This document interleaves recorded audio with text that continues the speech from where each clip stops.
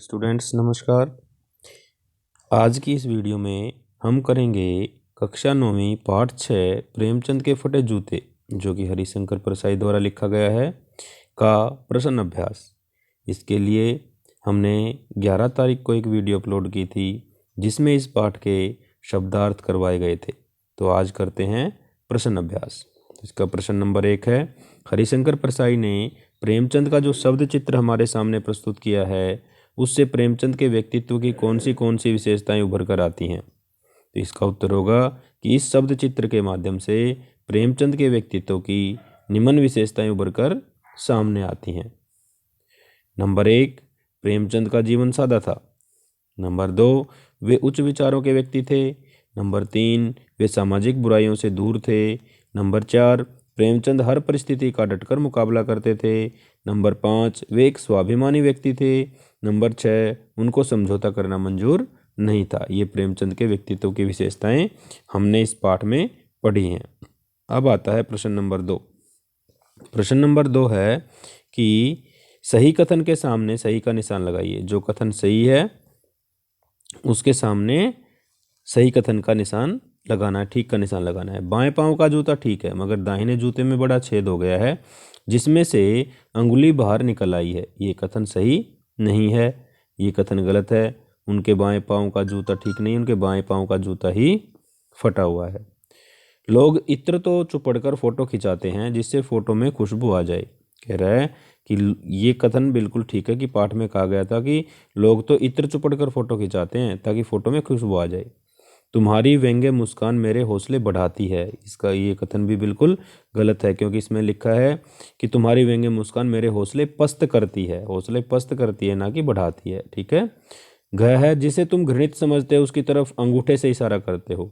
इसमें था कि जिसे तुम घृणित समझते हो उसकी तरफ तुम पैर की अंगुली से इशारा कर रहे हो क्योंकि उनकी उंगली बाहर निकली हुई थी पैर की। तो इसका उत्तर क्या होगा भाई? इसका उत्तर होगा ख। लोग तो इत्र चुपड़कर फोटो खिंचाते हैं जिससे फोटो में खुशबू आ जाए। अब आता है प्रश्न नंबर 3। नीचे दी गई पंक्तियों में निहित व्यंग्य को स्पष्ट कीजिए। जो व्यंग्य है पंक्तियों में वो बताना है। जूता हमेशा टोपी से कीमती रहा है, अब तो जूते की कीमत और बढ़ गई है और एक जूते पर 2500 टोपियां न्यौछावर होती हैं। कह रहे हैं कि इस पंक्ति का आशय क्या होगा। इस पंक्ति में क्या व्यंग्य किया है लेखक ने कि इस पंक्ति में जूता समृद्धि या संपत्ति का प्रतीक है। जो जूता है वो किसका प्रतीक है भाई? संपत्ति या समृद्धि का। तथा टोपी है वो इज्जत, मान और मर्यादा की प्रतीक है।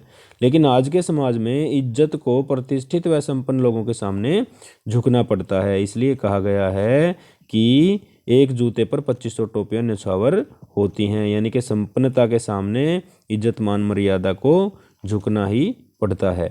अब आता है अगला कि तुम पर्दे का महत्व नहीं जानते, हम पर्दे पर कुर्बान हो रहे हैं। लेखक कह रहा है कि प्रेमचंद को कहता है कि तुम पर्दे का महत्व ही नहीं जानते, तुम अपने दिखावा करते ही नहीं हो।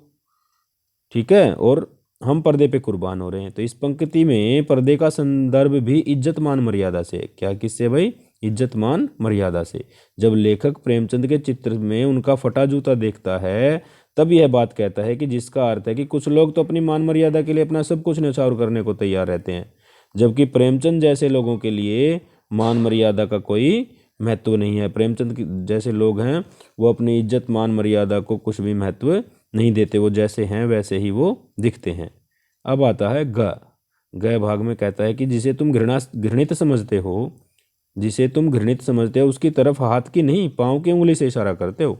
क्या कहता है कि भाई आप जिसको घृणित समझते हो, जिसको तुच्छ समझते हो, जिसको गलत समझते हो, उसके बारे में कह रहा है कि आप हाथ से नहीं उसकी तरफ पैर की उंगली से इशारा कर रहे हो। इस पंक्ति के माध्यम से लेखक ने गलत व्यक्ति या वस्तु पर व्यंग्य किया है। किस पर व्यंग्य किया है भाई? गलत व्यक्ति या वस्तु पर। कि ऐसे व्यक्तियों के लिए हाथ से इशारा करके हाथ के महत्व को कम नहीं करना चाहिए, कि हमने हाथ से उसकी तरफ इशारा नहीं करना चाहिए। ऐसे गलत व्यक्ति या वस्तु को पैर से संबोधित करना चाहिए, इसके महत्व के अनुसार उचित है। ऐसे व्यक्ति को तो कह रहा है कि पैर से ही संबोधित करना उसके महत्व के अनुसार उचित होता है। अब आता है प्रश्न नंबर 4। प्रश्न नंबर 4 में क्या कह रहा है भाई? पाठ में एक जगह लेखक सोचता है कि फोटो खिंचाने की अगर यह पोशाक है तो पहनने की कैसी होगी, लेकिन अगले ही पल विचार बदलता है कि नहीं, इस आदमी की अलग अलग पोशाकें नहीं होंगी, आपके अनुसार इस संदर्भ में प्रेमचंद के बारे में लेखक के विचार बदलने की क्या वजह हो सकती है। तो आपको बताना है कि लेखक अपना विचार एकदम से क्यों बदल लेता है, क्या वजह होती है, किस कारण से वो अपना विचार बदल देता है। तो इसका उत्तर होगा भाई, लेखक ऐसा इसलिए सोचता है कि लोग प्राय दैनिक जीवन में साधारण कपड़ों का प्रयोग करते हैं, लेकिन खास मौके पर अच्छे कपड़े पहनते हैं। इसलिए लेखक ने पहले प्रेमचंद के बारे में भी ऐसा ही सोचा, लेकिन अगले ही पल उसे लगा कि प्रेमचंद का व्यक्तित्व तो दिखावे की दुनिया से बिल्कुल भिन्न है। भिन्न का मतलब अलग है, क्योंकि वे जैसे भीतर से हैं वैसे ही बाहर से भी हैं। कह रहा है कि प्रेमचंद तो दिखावे की दुनिया के आसपास भी नहीं है, वो जैसे अंदर से हैं वैसे ही बाहर से, यानी कि जैसे वो दिखते हैं वैसे ही हैं, और जैसे हैं वो वैसे ही दिखते हैं। वो दिखावे से बहुत दूर हैं, इसलिए उनके पास अलग अलग पोशाकें नहीं होंगी। अब आता है प्रश्न नंबर 5। कह रहा है कि आपने यह व्यंग्य पढ़ा, इसे पढ़कर आपको लेखक की कौन सी बात आकर्षित करती है। कह रहे कि आपने जो ये व्यंग्य पढ़ा है इसे देख करके आपको लेखक की कौन सी बात आकर्षित करती है, अपनी ओर आकर्षित करती है। कहेगा प्रेमचंद के फटे जूते नामक व्यंग्य को पढ़कर हमें लेखक हरिशंकर परसाई का स्पष्ट वक्ता होना, क्या होना भाई, स्पष्ट वक्ता होना अपनी ओर आकर्षित करता है। लेखक इस व्यंग्य में अप्रत्यक्ष रूप से समाज के दोषों पर व्यंग्य करता है। वो प्रेमचंद की तस्वीर के माध्यम से जो समाज में व्याप्त बुराइयां हैं उनके ऊपर व्यंग्य कर रहा है। अगला प्रश्न है भाई, पाठ में टीले शब्द का प्रयोग किन संदर्भों को इंगित करने के लिए किया गया। जो पाठ में शब्द का प्रयोग हुआ टीले का, कि भाई आपको रास्ते में कोई टीला था जिस पे आप ठोकर मारते थे जिससे आपका जूता फट गया। तो यहाँ पे जो टीला शब्द का है वो क्या संदर्भ देता है, किसकी ओर इशारा करता है। तो यहाँ पे उत्तर होगा इसका कि टीला शब्द रास्ते की रुकावट का प्रतीक है। किसका प्रतीक है भाई, रास्ते की रुकावट का। इस पाठ में टीला शब्द सामाजिक कुरीतियों, अन्याय तथा भेदभाव को दर्शाता है। यानी कि समाज में रुकावटें क्या हैं, समाज की बुराइयां हैं, समाज में अन्याय है तथा समाज में भेदभाव है, वही समाज की रुकावट है। इसलिए टीला किसका प्रतीक है भाई, रुकावट का प्रतीक है, क्योंकि यह मानव के सामाजिक विकास में बाधाएं उत्पन्न करता है। क्योंकि जो ये कुरीतियां हैं, अन्याय है, भेदभाव है, ये क्या करते हैं, समाज के विकास में बाधा उत्पन्न करते हैं, रुकावट डालते हैं। इसलिए टीला शब्द रास्ते की रुकावट का प्रतीक है। अब आता है प्रश्न नंबर 7। आपकी दृष्टि में वेशभूषा के प्रति लोगों की सोच में आज क्या परिवर्तन आया है। कह रहा है कि आपकी दृष्टि में जो वेशभूषा के प्रति है वो लोगों की सोच में क्या फर्क है। आज की दुनिया दिखावे के प्रति ज़्यादा जागरूक है। इसका उत्तर क्या है कि भाई आज की जो दुनिया है वो दिखावे के प्रति ज़्यादा जागरूक है। सादा जीवन जीने वालों को पिछड़ा समझा जाता है। जो लोग सादे विचार के होते हैं, सादे कपड़े पहनते हैं, सादे तरीके से रहते हैं, उनको सोचते हैं कि पिछड़ा है, गंवार है। आज के समाज में अगर अपनी शान बनानी है तो महंगी वेशभूषा पहनना आवश्यक है, यानी कि हमें दिखावा करना पड़ेगा। ये यहाँ तक कि व्यक्ति का मान सम्मान और चरित्र भी वेशभूषा पर आधारित हो गया है। तो आज का समाज कैसा हो गया है कि उसका मान सम्मान भी वेशभूषा ही है, उसका चरित्र भी वेशभूषा ही मानने लग गए। कोई अच्छे कपड़े पहने तो भाई वो बहुत इज्जतदार व्यक्ति है, ठीक है, बहुत चरित्रवान व्यक्ति है। अगर कोई सादे कपड़े पहने हैं तो उसको सोचते हैं कि ये तो ऐसे ही है, पिछड़ा हुआ व्यक्ति है, गंवार है, इसको कुछ भी नहीं पता। अब आता है प्रश्न नंबर 8। प्रश्न नंबर 8 में कह रहा है कि पाठ में आए मुहावरे छांटिए और उनका वाक्यों में प्रयोग कीजिए। कह रहा है कि पाठ में जो मुहावरे आए हैं उनको छांट के वाक्य भी बनाने हैं। इसका उत्तर होगा, पहला मुहावरा आता है अंगुली का इशारा।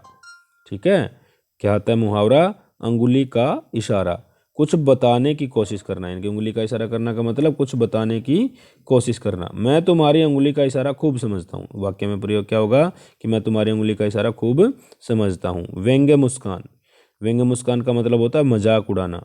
तुम अपनी व्यंग्य भरी मुस्कान से मेरी तरफ मत देखो, तुम अपनी व्यंग्य भरी मुस्कान से मेरी तरफ मत देखो, तुम्हारी मुस्कान ऐसी लग रही जैसे मजाक उड़ा रहे हो।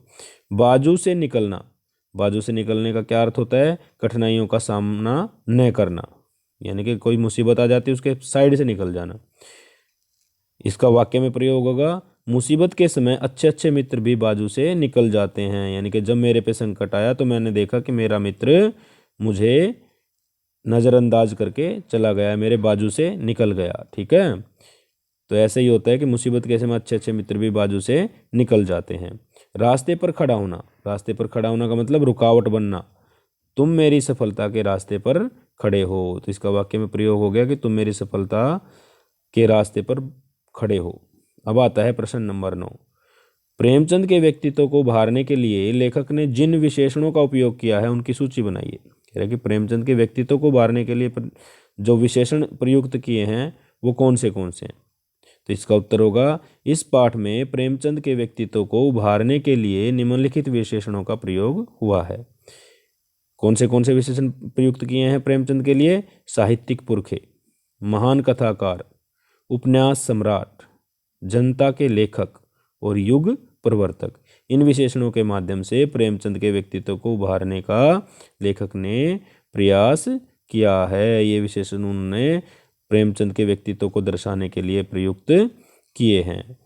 तो प्यारे विद्यार्थियों, आशा है कि आप इस वीडियो को देख के अपने प्रश्न उत्तर अपनी नोटबुक में लिख लेंगे तथा इनको अपनी परीक्षा के लिए याद भी कर लेंगे, क्योंकि इन्हीं पाठों में से आपका 1 या 2 प्रश्न जरूर आएंगे जिनको आपको अपनी परीक्षा में लिखना है।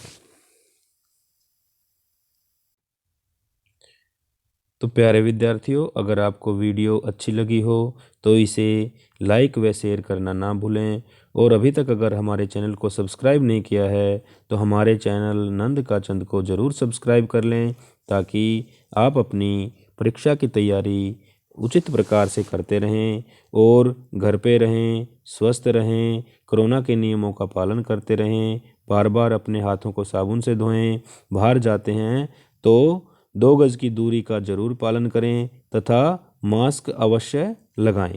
तो इसी के साथ धन्यवाद। Thank you.